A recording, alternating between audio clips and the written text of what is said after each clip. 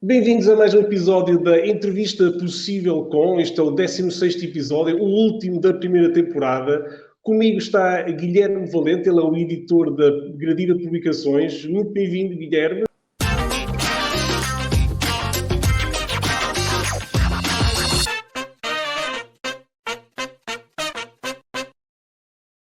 Muito obrigado por ter aceitado o convite do Central Comics para esta pequena conversa, Guilherme. Obrigado. Eu que agradeço a atenção, a ajuda neste combate que é comum pela leitura, no fundo, pela leitura e pela BD.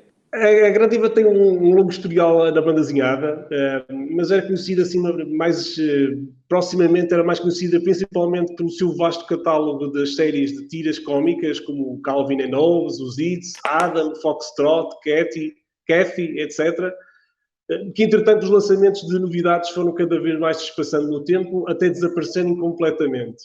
Isto deveu-se a alguma quebra acentuada nas vendas? O que é que aconteceu? Bom, o Calvin nós continuamos, simplesmente deixou de haver produção do Watterson.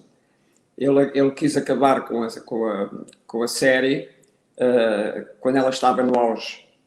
E eu só o posso elogiar por isso. Acho que fez muito bem. Acho que é de pé que se deve acabar.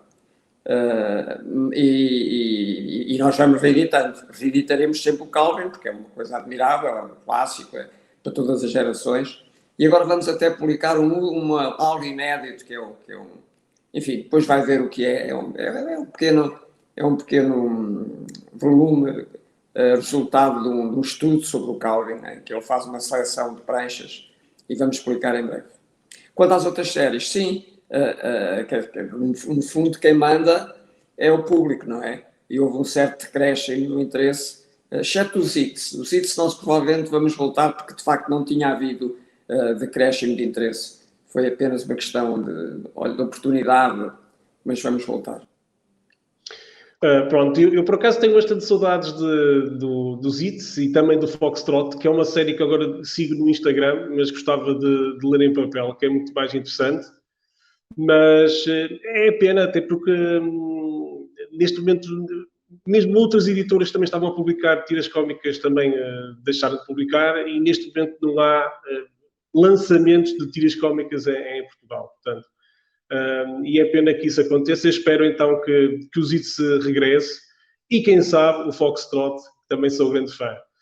Depois, em 2018, salvo erro, vimos uma Gradiva renovada no mundo da banda desenhada e a começar a apostar no franco-belga. Primeiro, acho que os livros que começaram a sair foram mais assim, e não sei se são considerados educacionais, mas eram baseados em fatos reais, como as grandes figuras da história, os descobridores, ou até mesmo dentro do género A Sabedoria dos Mitos. Estes lançamentos eram para tentar chegar a um público em idade escolar?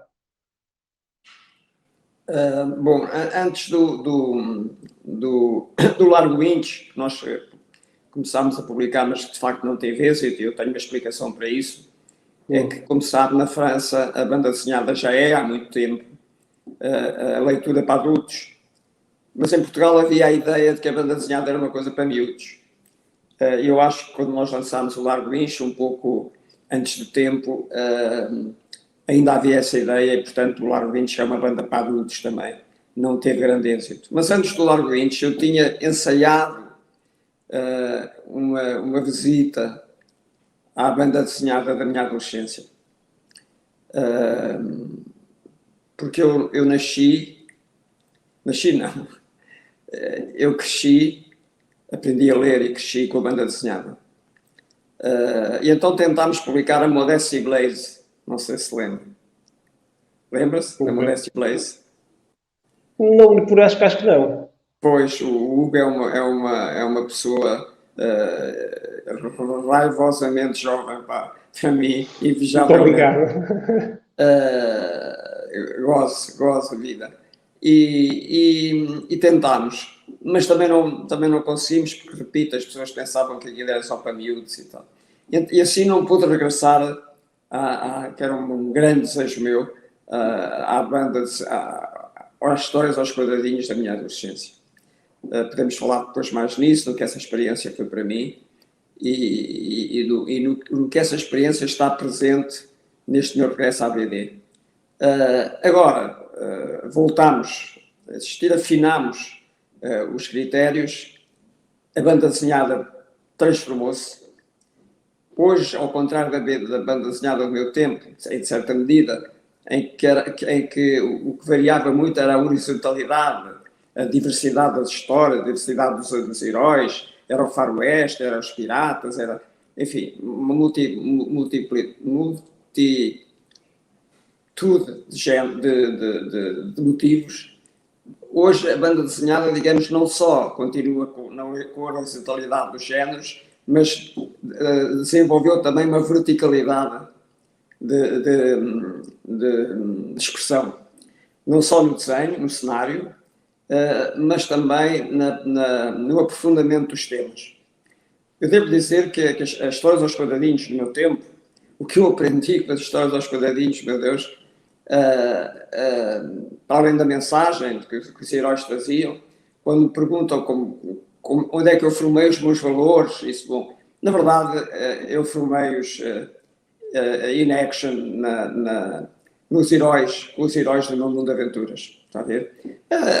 As lutas pelas boas causas, a ideia, meu Deus, absurda, de que a justiça vence sempre. E isso foi radicado em mim pelos meus heróis do mundo de aventuras. E continuo a acreditar nisso, e continuo a fazer isso, e continuo a viver como isso fosse verdade. E em muitos casos é, felizmente, embora se percam muitas lutas. Mas, portanto, hoje, o que é que eu lhe queria dizer? É que hoje, de facto, já está enraizada a ideia de que a banda desenhada é para todos. Há todos os géneros e para todas as idades, para todos os interesses. E é uma banda desenhada que se tornou num meio de expressão e num veículo de conhecimento absolutamente admirável, em todas as áreas. E a Gradiva está a demonstrar isso. Os livros de ciência em BD que nós estamos a publicar, os álbuns de ciência que nós estamos a publicar em BD, são de um rigor histórico e científico equivalente aos melhores livros da nossa coleção de Ciência Aberta, que é a melhor do mundo. Foi considerada a melhor do mundo no género. Por exemplo, lançámos agora uma obra que o Hugo não deve perder, que toda a gente não deve perder, que é imperativo que ninguém perca, que se chama A Bomba. Já viu? Já recebi a bomba. Eu, com a minha falta de tempo, eu tenho distribuído os livros que vou recebendo aqui no Central Comics por vários colaboradores e enviei a bomba para um dos nossos colaboradores que vai escrever a análise em breve. Ele vai ler e ele é que vai escrever. Pareceu-me bastante interessante, mas eu não consigo ler tudo e eu vou dividir. Enfim, e talvez hipertrofiando um pouco, mas a bomba está para a banda desenhada como a Guerra e Paz está para a literatura clássica, está a ver? Uhum. É uma coisa extraordinária. Aliás, houve duas críticas, uma da Luciana no Expresso e outra do Zé Cabrita no Sol, que dizem isso. Portanto, e agora vamos explicar uma outra que eu lhe chamo a atenção, mas não é para se esquecer de distribuir, porque quer dizer, é vital que este tipo de álbuns seja distribuído. Porque, repito, a banda desenhada tem uma força de expressão que capta mesmo os mais jovens e aqueles que mais dificuldade têm em ler. E é por isso que eu estou a fazer a banda desenhada, sabe? Porque eu ia dizer qual era o livro, chama-se As Guerras de Albert Einstein. Uma coisa de um rigor histórico e científico verdadeiramente admirável e que diz muito ao nosso tempo também, está a ver? De resto, a banda desenhada toda, mesmo aquela mais imbecil, tem logo um mérito enorme de que o nosso país precisa como pão para a boca. Treina a leitura, está a ver? Porque a escola deixou de ensinar a ler. É de resto por isso que o país está como está. E também a escola deixou o campo aberto a estas tecnologias que são muito úteis, naturalmente, como o telemóvel, que é muito útil, mas que agora se tornou num tóxico, está a ver? Tóxico em que, curiosamente, são os pais a viciar os miúdos, não é? E uma coisa que eu fico doido quando vejo miúdos de 3 anos com telemóveis pendurados ao peito. Tá? Ainda por cima, isto não vai acabar bem, Hugo. Portanto, a banda desenhada começa logo por permitir treinar a leitura e despertar o gosto e a paixão pela leitura. Certamente tem esse papel em si e teve esse papel em mim de uma maneira verdadeiramente eficaz, perene, percebe? Futurante. Bom, porque de facto o que sabe, ler é um exercício muito difícil. É por isso que ele faz falta, porque treina a inteligência. Portanto, o miúdo, quando está a começar a ler, tem que fazer um esforço muito grande. Vários exercícios mentais que ele não tem consciência. Está a ver? Tem que se concentrar. Concentrar. É isso uma palavra-chave. Hoje não há concentração nenhuma. Sabe quanto é que um desses miúdos aí na escola, durante o máximo tempo consegue estar concentrado? 8 segundos. Está estudado, publicámos um livro sobre isso, a cultura ou a civilização do peixinho vermelho. Leia isso, é um livro pequenino. Uhum. Sabe qual é o tempo de concentração de um peixe no aquário? Sim. 9 segundos. Portanto, veja o que está a acontecer aos humanos. Claro, com o apoio do Sr. Ministro da Educação, naturalmente. Claro. Está a ver? Estamos a lutar contra isto. Quando você luta pela banda desenhada, está a lutar contra isto. Você está a dizer aos miúdos que é possível aprender a ler e está-lhes a dizer que saber ler... Olha, o Carl Sagan, sabe quem era, não é? Que era um livro que há uns anos, o Cosmos, toda a gente lia nas escolas, agora nem sabem o que é, deixa lá. Dizia que os livros provam que os homens são capazes de fazer magia. Portanto, o que se tem estado a fazer é roubar às crianças a capacidade de fazer magia, que é ler, está a ver? E você sabe que as pessoas que sabem ler, ouça, a vida dessas pessoas é completamente diferente da vida do iletrado e muito mais ainda do analfabeto. Portanto, esse é o nosso combate. A banda desenhada é um instrumento para isso extraordinário, porque textos muito simples os miúdos podem começar com textos muito simples, apoiados por uma imagem que faz sentido. Essa é logo a primeira virtualidade. Mas depois é o conhecimento que a banda desenhada veicula. Era aí que estava a nossa conversa. Já me perdi. Mas isso não é mau, é bom perdermos. Sim. Diga-o. Não, a pergunta era se, portanto, qual era a intenção deste tipo de banda desenhada mais baseada em partes reais e em ciência, como as grandes figuras da história, os descobridores e a sabedoria dos mitos. E se eram para tentar chegar a um público em idade escolar. Até porque nas fichas técnicas dos livros tem lá vincado que o português usado é o português do acordo ortográfico, de forma a poderem ser lidos nas escolas. Não sei se essa medida tem resultado até em aquisições por estabelecimentos escolares desses livros, se tem tido algum retorno que essas 3 coleções em específico estão a ser lidos nas escolas, por malta mais nova ou não? Não tenho retorno. Tive há dias um retorno simpático e motivador de uma professora do 5º ou 6º ano de português, que se manifestou interessada em usar uma das nossas áreas de BD. Eu ligava a falar, mas eu gostei muito de falar com ela. Enfim, as pessoas hoje têm limitações enormes, porque este problema do ler e da paixão da leitura passa porque a maior parte das pessoas destas novas gerações também não descobriram a paixão da leitura. Mas há pessoas que isso não significa que não sejam extraordinariamente empenhados. E esta era, e admiráveis. Então ela dizia-me, Dr. Guilherme, eu não sei, não imagino o que eu sofro para ensinar os alunos, repare, no 5º e 6º ano de escolaridade, a ligarem as letras. Está a ver o problema? 5º e 6º ano. Bom, eu tenho andado há tempos a falar nisto. Uma vez, uma amiga minha, a professora Carlota, da Universidade de Coimbra, diretora do Museu da Ciência agora, numa conversa que eu animei lá na universidade, disse que estava um dia a vigiar um exame de matemática da universidade e começou a ouvir um sururu. E então pensou, eles estão a copiar, não pode ser. E foi averiguar, não era, sabe o que era? Os alunos estavam a soletrar o enunciado dos problemas.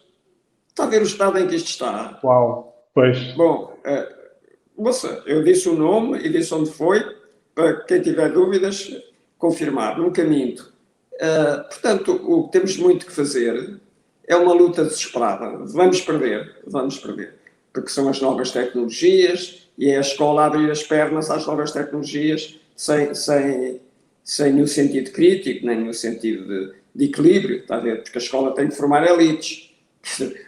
Aliás, esta escola, assumidamente pelo seu Ministro da Educação, diz que não quer formar elites, não é? Portanto, isto vai ser bonito. Mas nós resistimos. Nós vamos resistir, não é? Vamos resistir, continuar a fazer bons livros, a fazer boa banda desenhada, como eu disse há pouco, até que a voz nos doa, como cantava a Amália. Muito bem. Depois, entretanto, tivemos novas publicações de vida e mais de aventura, western, espionagem. Temos séries como o Alix Senator, o Lonesome, o Gordião, Agente Secreto do Vaticano, Tango, Nestor Guma, etc. Sendo o Guilherme um confesso amante de banda desenhada deste género, porquê que demorou tanto tempo a apostar mais continuamente assim em banda desenhada? Neste tipo de material? Vá. Sim, não, porque como eu lhe disse, eu ensaiei, mas não era viável. A Igreja é uma editora que vive apenas dos livros que os seus leitores compram, está a ver? Nunca pedimos um tostão, não devemos um tostão a ninguém, e portanto temos que viver daquilo que os leitores compram. E foi a partir de certa altura que eu percebi que a banda desenhada começava a ser também algo que os adultos percebiam o que era e compravam, e liam, e ofereciam aos seus filhos, está a ver? Então aí começámos. E vamos continuar. Vai ser uma área a que vamos dar muita importância. Mais de 50% da nossa produção vai ser em BD. E continuando a diversificar. A aventura pura e simples, tipo Tango, não é? Que é viagem, que é aventura, que é imaginação, que é liberdade também, num certo sentido, liberdade exterior também. E nas séries históricas, nas séries científicas, vamos tentando descobrir novas coisas e vamos corresponder também ao seu interesse. Nestas séries que eu falei, existem que falou que é uma luta difícil, estamos a lutar para vender. Há alguma diferença nas vendas entre estas séries? Consegue dizer qual é que vende mais, é que vende menos? E, portanto, correu bem. Todos os álbuns que publicámos pagaram a despesa e deram o pequeno lucro que nós precisamos. Sem serem best-sellers. O Darwin que reeditámos.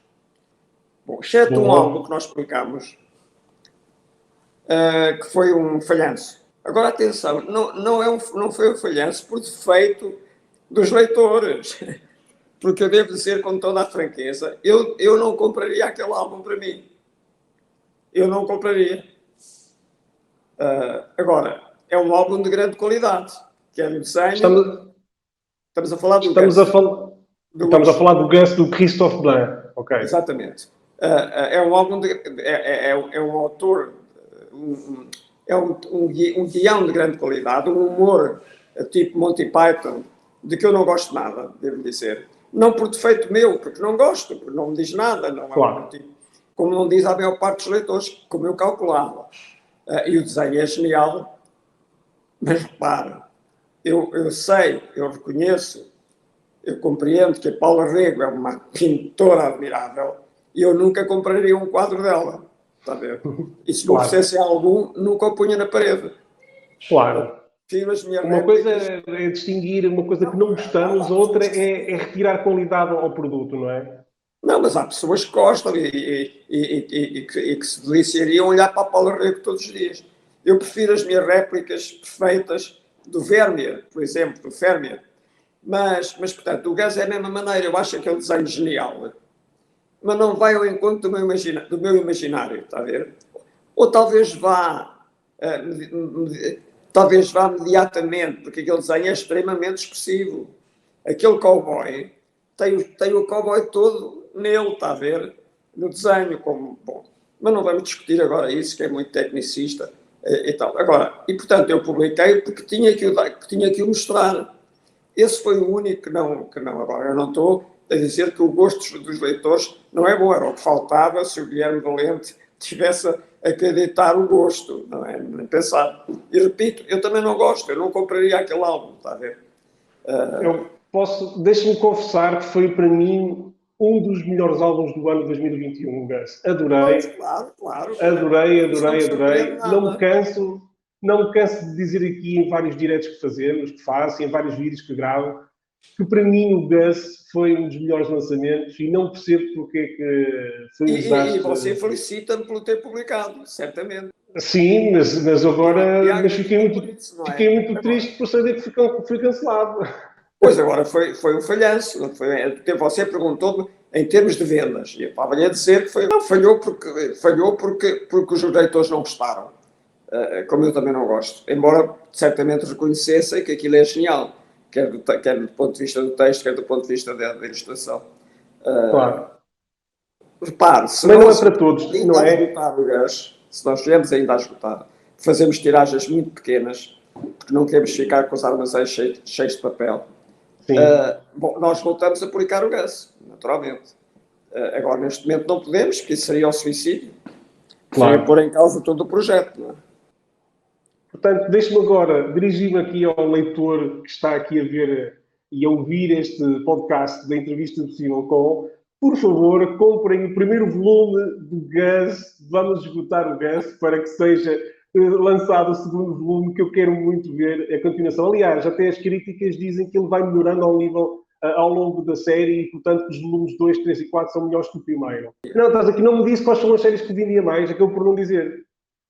Não, de resto, até havia uma coisa interessante, que depois, por lapso meu, a distração minha escapou.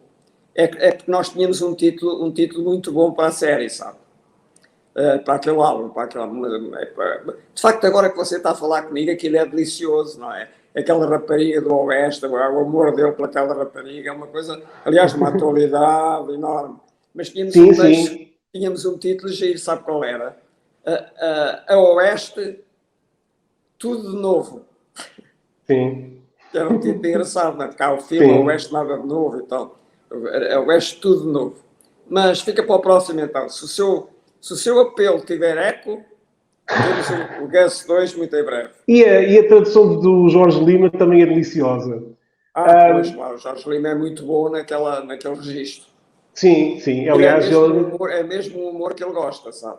Exatamente. Nota-se perfeitamente que é mesmo aquilo que é a praia dele, digamos assim, aquele género. Pois. Sabe que as traduções, em todos os géneros, da literatura, em tudo, são coisas para... É algo muito importante. Há traduções que matam o livro e há traduções que dão uma pujança ao livro fantástico. Eu devo dizer, se me permite gravar também, a Gradiva publicou agora um thriller, um thriller, absolutamente genial. Para você fazer uma ideia, o autor é o que vende mais em França e este livro vendeu 650 mil exemplares. Chama-se A Desconhecida do Sena. O autor já tinha sido publicado cá com pouco êxito. Eu acho que era da tradução. Admiti, talvez, da tradução. Então eu arranjei um tradutor especial para este livro. Vou fazer uma revelação. O tradutor fui eu. Isto é uma caixa para o... mas pus o pseudónimo, Rui Velez, que é o herói da BD da minha adolescência. Sim. E eu acho que a tradução, desculpe lá, eu não sou nada modesto, a tradução está fabulosa. E o livro é fantástico. Como thriller, é absolutamente... é um peixe termo. Devora-se. Chama-se A Desconhecida do Sena, ou é um apelo, leiam-no. Tá bom. Oportunista. Mas ainda não me disse quais são as séries que vende mais de banda desenhada. Eu vou dizer. Curiosamente, vendem todas identicamente. Está a ver? É curioso isso. Quer as da aventura mais para a adolescência só e tal.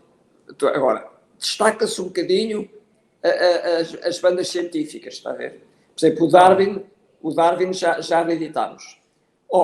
E nós publicamos agora uma BD, que vocês ainda não leia, porque eu acho que aquilo tem tudo, percebe?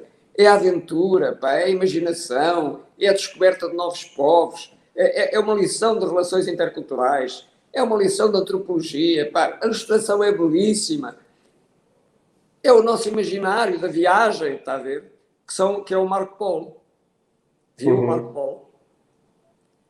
Eu acho que aquilo são 2 volumes maravilhosos. Como é que o raio desta escola não descobre aquilo, meu Deus, numa altura em que andam a dizer que nós devemos ser tolerantes com os outros povos e não sei o quê. Tem ali tudo. Não Claro. descobrem. Ou é uma vingança contra mim? Estão a confundir o que devem fazer com aquilo que, com os pequenos ódios pessoais que passam e tal, está a ver? Porque estes professores e eu próprio, epá, nós vivemos quê? 80 anos, eu cheguei lá, nem sei como. Mas Portugal tem quantos séculos, está a ver? Portanto, meus amigos, Claro. pensem naquilo que é importante, esqueçam as coisas pessoais. Todos nós. E de facto, como você disse e pensa que eu sei, a BD é um manancial para a escola fantástico. Se E eu por tivesse... falar em jovens e em jovens leitores, a Gradiva apostou noutra área que foi o mangá e lançou o City Hall. Embora não seja originária do Japão, tem toda a estética da banda desenhada japonesa. Esta ideia surgiu pela subida da procura do público mais jovem por este tipo de banda desenhada ou até já era uma ideia mais antiga que finalmente se concretizou? A resposta muito simples e na linha de que eu lhe tenho dado a dizer é, porque mais uma vez é o problema da leitura. Como sabe, a mangá tem pouco texto e essa é uma das explicações para no Ocidente, julgo eu, a mangá ter êxito. Mas há outras razões. Eu depois fui estudar, fui ler sobre a mangá, está a ver? E descobri algumas coisas interessantes. Uma delas é que, curiosamente, é um género transversal a todas as classes sociais. E a todas as idades, que é uma coisa que eu fiquei parvo, está a ver? É transversal a todas. É interessante investigar porquê, explicar isso. Claro que eu que vivi no Oriente, acho que a mangá no Oriente começa, identifica-se com uma literatura tradicional, está a ver? Com uma forma, no Japão particularmente, embora agora, como saiba, a Coreia é um grande centro produtor de mangá, mas a Coreia produz tudo, é um desenvolvimento, não é? Portanto, aquilo liga-se a mundivisões japonesas e tudo isso. Bom, agora, porquê é que tem este êxito surpreendente no Ocidente? Isso é que é um fenómeno curioso. Porquê é que a primeira mangá não é japonesa? Porque você talvez saiba que é dificílimo chegar ao Japão, negociar com os japoneses. Eu tive uma experiência direta de negócios com colaboração com os japoneses quando fiz parte quando integrei a equipa do último grande governador de Macau, porque quisemos fazer uma exposição de dinossauros mecânicos e era o Japão que montava isso e vi como é que eles trabalhavam, a exigência e tal. Bom, mas estamos a chegar lá e já vamos explicar próximas que são japonesas, está a ver? Agora, há na Europa hoje, na França particularmente, mangá de grande qualidade. Repare, acho que o último prémio da mangá no Japão é de uma mangá francesa. Não sejamos mais papistas do que o Papa, está a ver? Leiamos a mangá que nós gostamos, que achamos bem feita. Vamos esquecer se é francês, ou se é belga, ou se é coreano, ou se é japonesa, etc. Mas vamos explicar agora as japonesas, porque começamos a chegar lá. Mas de início foi difícil. Mas já tem alguma coisa já alinhavada para sair? Não, temos 6. Vamos já lançar mais 6 mangas de Jacto. Ainda este ano? Este ano para aí mais umas 4. 3 ou 4. Mas, Muito bem. Pois, não sei e acha que esta é uma moda passageira, um mangá? Ou acha que veio para ficar? É para crescer. É para crescer. Mudando então agora um bocadinho de assunto, como é que está a afetar a subida abrupta do preço de papel e dos combustíveis que estão a afetar tanto o preço da produção e distribuição dos livros? Pois, isso é um problema. Pá. O que é que eu quero? Os senhores deste mundo fazem estas merdas e portanto, depois quem aguenta isso tudo são as pessoas, são as pessoas concretas, os cidadãos. Deixe ir o merda, se faz favor. Estes tipos fazem isto, andam em guerras, lutas de poder e não sei o quê, e interesses económicos brutais, não é? E depois as pessoas é que sofrem isto. Nós ainda não tivemos dificuldade, porque também não produzimos muito, fazemos pequenas tiragens, ou seja, quando imagino o papel lixo, no fundo, que está nos armazéns, é livros que não se venderam aí por este país e pelo mundo, fica arrepiado. No nosso caso, não. O nosso estoque não subiu e o nosso fundo cabe em 300 metros quadrados. Mas se continuar assim, acha que vai alterar alguma coisa, assim, nos próximos 12 meses, a nível Bom, de... para já alterou os preços, não é? A Pois, maior parte dos editoras já subiu os preços. Nós inventámos aqui uma solução enfim, fazendo tudo internamente o que podemos fazer para não aumentar os preços. Mas vamos aumentar um bocadinho. Temos que aumentar, não podemos deixar de aumentar. pois. Está a ver? Consegue ver aquele póster que está ali na parede atrás, não? Sim. Consegue? A prancha? Sim. Sim, consigo. Sabe o que é? Não, não consigo perceber o que é. Epá, como é que Parece eu algo devo... bastante clássico. Príncipe Valente? Não, não é. É o Príncipe Valente, Ah, exatamente. é? Ok, pronto. É um dos meus heróis da adolescência. Tenho cá antes de publicar a banda desenhada. Olha, Sim. e ali numa estante que o Hugo não pode ver, tenho a coleção completa do Mundo de Aventuras e a coleção completa do Mosquito. O Mosquito já não é bem do meu tempo. O meu pai começou por me oferecer o Mosquito, de trazer o Mosquito, quando eu tinha 5 anos, ainda não sabia ler. E o meu pai levava-me com ele à noite, um bocadinho antes de eu adormecer, para a cama dele, e lia-me o Mosquito, exatamente para me criar vontade e tal. Depois o Mosquito acabou, entretanto, e depois ele começou-me a trazer o Mundo de Aventuras. E eu cresci, de facto, com o Mundo de Aventuras. Sabe o que é, claro? Sim, sim, claro. Pois, claro, é um Claro. especialista da desenhada. E tenho ali, aliás, eu tinha o Mundo de Aventuras todo, emprestei, dei, perdi, rasguei, até que voltei a comprar a coleção toda no Alfarrabista há 10 anos. E disse à minha mulher que me custou 50 contos. E a minha mulher fingiu o que acreditou, porque na verdade custou-me 700 contos. Lembra-se dos contos, que era a moeda que havia antigamente? De modo que Exato. está ali, esta estante vale pelo menos 10 mil euros. Sabe que já não há praticamente coleções, porque também já não há quem as queira. Já não quero ler isto. Mas eu vou oferecer esta coleção à Biblioteca da Câmara da minha terra, que é Leiria. Mas vou Muito bem. oferecê-la quando eu já tiver mesmo para não conseguir fazer nada, então ofereço-lhes a coleção. De vez em quando vou ali dar uma volta, sabe? Abro o Mundo de Aventuras e vejo e tal, pronto, e fico todo satisfeito durante os segundos, durante os minutos. Muito bem. Acha que quando estes últimos anos houve o surgimento aqui da Gradiva, mas também houve o aparecimento de outras editoras de banda desenhada em Portugal, a apostar no formato franco-belga, que na altura até estava um bocado adormecido, não havia muitos lançamentos, e agora há aí 3 ou 4 novas editoras também a lançar com alguma frequência novos livros. Quanto assim, o que é que se deve este suscitar da banda desenhada francófona em Portugal? Olha, eu acho que você tem razão. Antes da Gradiva fazer BD, já havia editoras que faziam BD, até havia editoras Claro. que faziam muita BD, como a ASA, havia as outras que você sabe que agora não me recordo, a Futura e tudo isso. Agora parece, mas se calhar é um erro de visão da minha parte, que desde que a Gradiva começou a fazer, houve logo umas quantas editoras que começaram a fazer. O que de resto aconteceu noutros géneros. Nós fizemos a ciência como nunca ninguém tinha feito, como sabe, e agora vejo editoras a copiarem-nos, não é? Mas isso é bom, sabe? Quando nos copiam é ótimo. Eu fico satisfeitíssimo. E quem vai à frente é que marca sempre mais pontos. Olha, agora vou ter que fazer 2 perguntas que são da praxe. Elas são muito clichê, são muito lugar comum, mas eu tenho que as fazer. Já tivemos tiras cómicas, o franco-belga, o mangá, e agora o que é que falta? Falta os cómics ou a banda desenhada norte-americana. Atenção que não é preciso ser forçosamente de super-heróis, porque há muita coisa. Apesar de não haver lançamentos da DC em Portugal, há muita coisa norte-americana. Há alguma intenção ou possibilidade da Gradiva também iniciar-se na banda desenhada norte-americana? É curioso que a sua pergunta vem mesmo ao encontro que eu tenho dado a pensar. Ainda há dias mandei uma mensagem a um amigo meu que está na América agora, a pedir-lhe que descobrisse BD para nós, americana para nós explicarmos. Porque eles vão ter de certeza coisas admiráveis, excepcionais. Simplesmente eu não tenho tido informação disso. E quero publicar.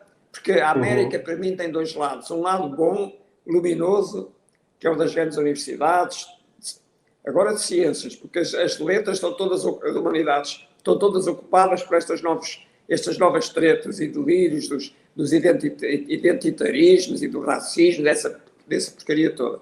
Mas a América tem um lado luminoso, que é o lado do conhecimento, da ciência, da descoberta, da liberdade, etc.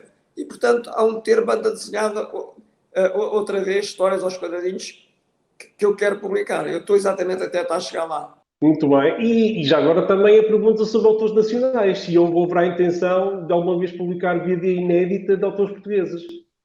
Já, pá, já. Isso é um grande desgosto. Isso é um grande desgosto. Porque não é viável. Está a ver? Reparo.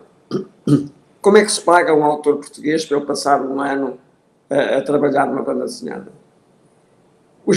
Mesmo que o álbum venda muito bem, os direitos de autor não dão para ele viver um ano. Só com uma banda desenhada, está a ver? Portanto, na França eles têm uma produção enorme, portanto, conseguem. Portanto, eu já fiz 2 ou 3 tentativas. Agora, muito recentemente, uma indo para uma mangá, que é uma coisa mais simples de fazer. E tinha um autor que era capaz de fazer isso, o ilustrador. Simplesmente não é viável, porque ele tem que viver, percebe? E a Gradiva não pode pagar mais do que aquilo que a venda de um álbum permite. Também já tentei fazer outra coisa, sabe? E continuo.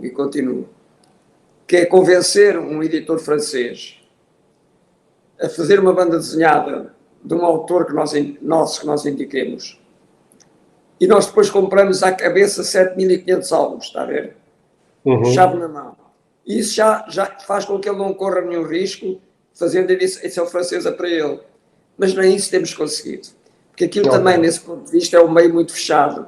Há ali autores e desenhadores que controlam a produção, está a ver? De modo que é de facto tem sido muito complicado. Vamos ver. Mas há outras editoras que vão publicando autores nacionais com alguma nós também publicámos uma obra-prima que se chama Batalha, não sei se sabe, não sei se lembra a Batalha, sobre a Batalha de Osma, que é uma coisa desenhada toda à mão ainda, é uma coisa fantástica. Mas foi patrocinada por uma fundação, está a ver? Claro. E nesse caso pode-se. E publicámos também mais outra que já não me lembro o que era, a mesma coisa. E tentámos iniciar a publicação do nosso mais genial artista, é um dos mais geniais do mundo, que é o Eduardo Teixeira Coelho, que você conhece bem. Publicámos os 12 de Inglaterra, que era uma história da minha adolescência também que me fascinou, mas não resultou, percebe? Não vendeu o mínimo, as pessoas não sei porquê.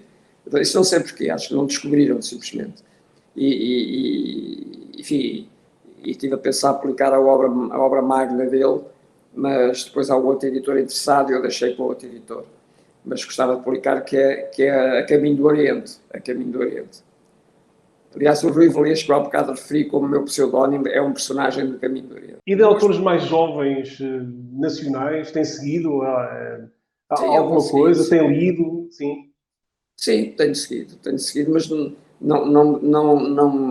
me surgiu nenhuma oportunidade por razões que lhe disse, razões económicas.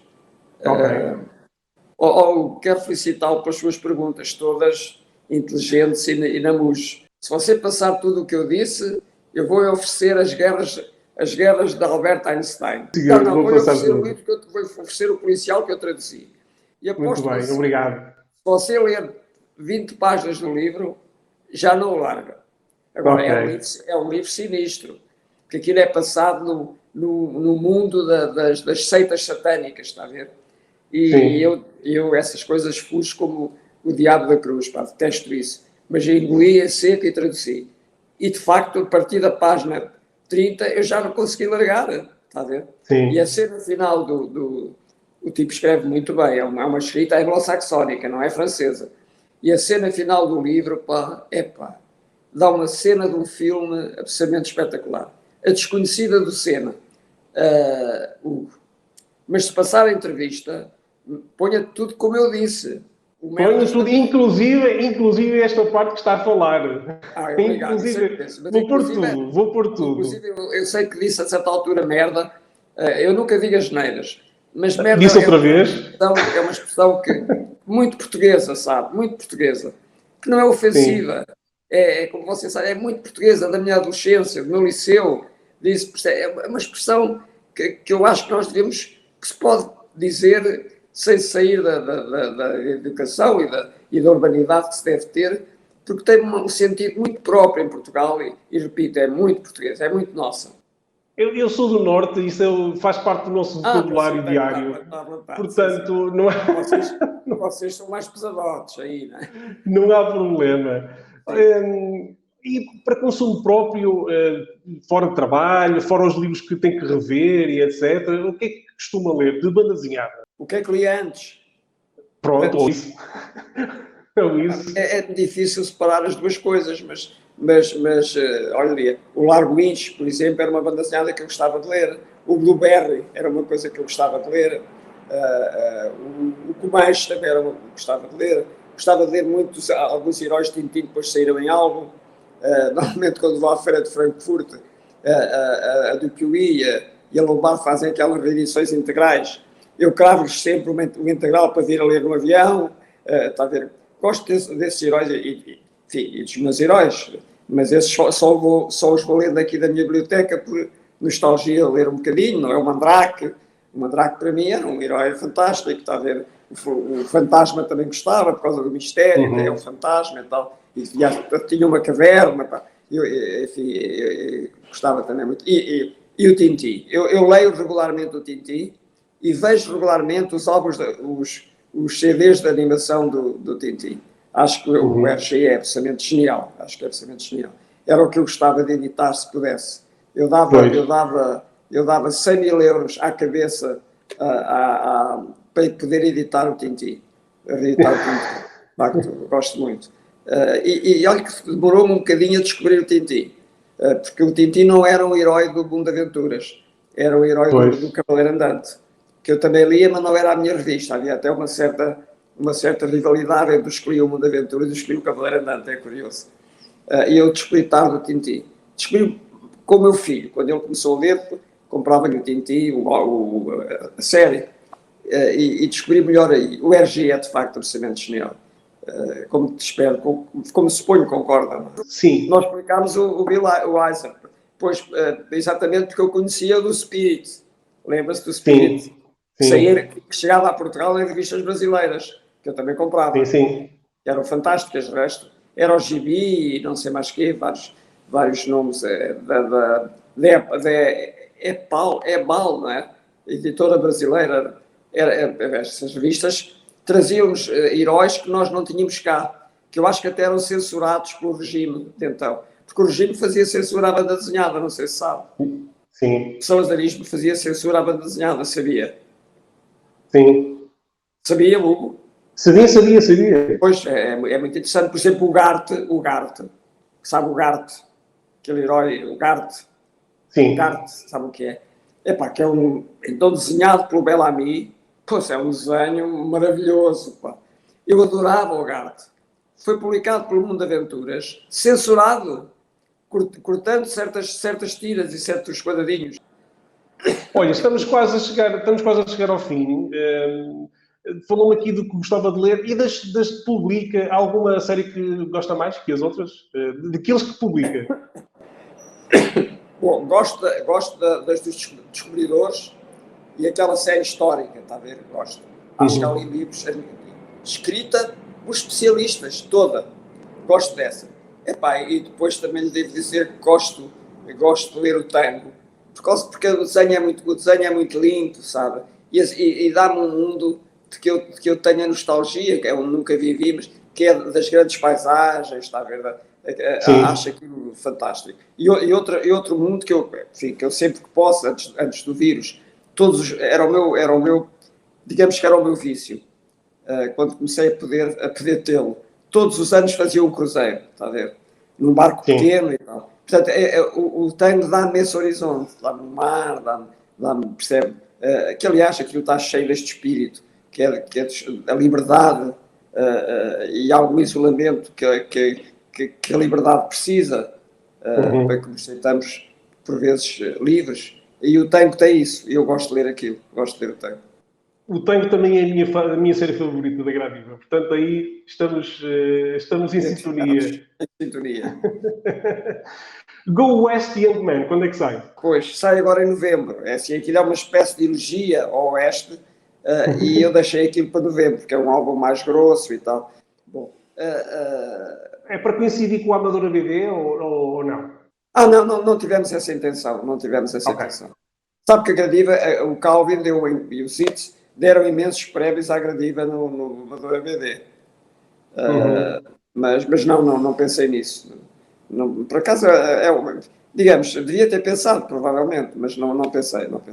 Foi só porque é um livro comemorativo, de alguma maneira, uma elegia ao Oeste e tal. Enfim. E é porque os westerns, para mim, quer na BD, nas histórias dos quadradinhos, quer no cinema, foram também um motivo de grande interesse para mim. Embora eu saiba que os americanos caçavam os índios e não sei o quê e tal, tudo isso. Mas a verdade, amigo Hugo, e acho que é uma boa maneira de terminar, é que quando eu brincava com os meus amigos, aos cowboys e índios, eu queria sempre ser índio. Está a ver? Pense nisto.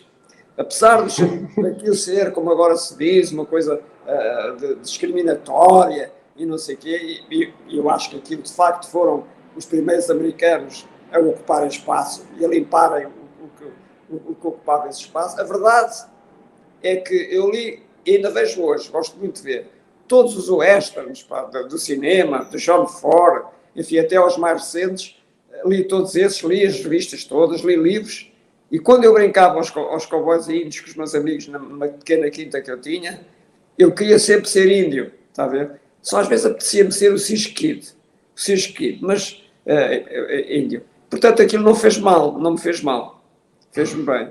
Além do site gradiva.pt, podemos acompanhar a editora nas redes sociais, Instagram, Facebook, mais alguma... Eu acho que queria chamar-lhe a atenção para a nossa newsletter, que começava recentemente, que eu acho que é bem feita e é simpática. Já recebeu uma, talvez, vai receber agora mais. É simples, não tem muito que ler, porque não vale a pena. Eu quero que ela se fosse muito gráfica, e acho que está boa, mas pedir-lhe que disse. E criticar. E as pessoas podem se inscrever, inscrever-se no site, podem não é? se inscrever, claro. E eu queria que me criticasse, se achasse alguma coisa que não estava bem, que me dissesse publicamente. Está bem. Ou pessoalmente. Deixo aqui então só mais um repto às pessoas comprarem o Gus. Pessoal, comprem o Gus, é grande livro, é grande série, por favor, vamos esgotar o Gus em Portugal para ser lançado. Comprem. Espero muito que o Zito se retorne e, por que não, o Foxtrot. São as minhas duas séries favoritas de tiras cómicas que a Gradiva lançou. Muito obrigado, Guilherme, por este bocadinho, por esta hora que tirei do seu trabalho ou do seu espaço para responder às minhas perguntas. Espero que também possa ter elucidado alguns dos nossos espectadores e ouvintes. E está tudo dito. Esta foi a entrevista possível com o Guilherme Valente. Mais uma vez, muito obrigado pela sua paciência. Muito obrigado, Hugo. Foi um prazer e o Hugo, com esta entrevista, acrescentou-me mais um bocadinho de vida. Obrigado. Agradeço. Muito obrigado, então.